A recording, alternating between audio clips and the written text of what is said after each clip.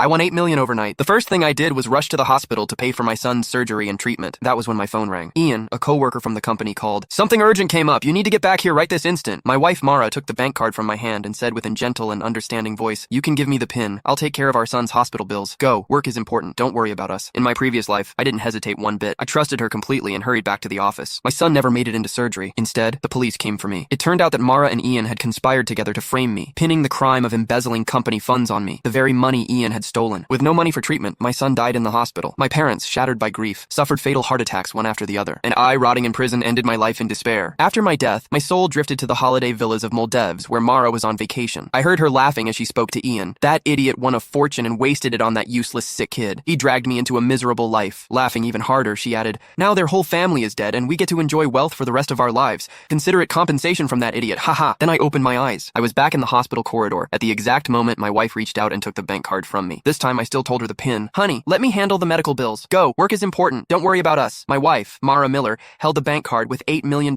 inside tightly. She might have sounded gentle and understanding, but her eyes were gleaming with triumph and excitement. In my previous life, I had trusted her completely. I did not expect her to take the money needed to save our son, Jaden Lowe, to conspire with my colleague, Ian Staffer, and frame me for embezzling company funds. I was then sentenced to 10 years in jail, and Jaden died in the hospital, receiving no treatment. Even my parents died of heart attacks one after the other. Their bodies were left on the streets with no one to help. When I was given another chance at life, hatred was raging in me. I wanted to tear that vicious woman into pieces with my bare hands. However, that would only land me in jail once more. It was not worth it. I was going to use a different way to make Mara and Ian pay the price. I gripped her wrist tightly and said with a strong hint, thank you for dealing with the hospital. This is the money needed to save Jaden. Don't wire it to the wrong account. After all, in the previous life, Mara did not wire the money to the hospital's bank account, but instead to Ian's other account. Mara's eyes had a pang of uneasiness in them. She said shiftily, don't worry, I won't be that careless. I replied with a smile. All right then. I turned around and my smile instantly vanished. Exiting the hospital, I sneered and called the police. Hi, I would like to report a financial crime. 2 minutes ago, I was scammed out of $8 million.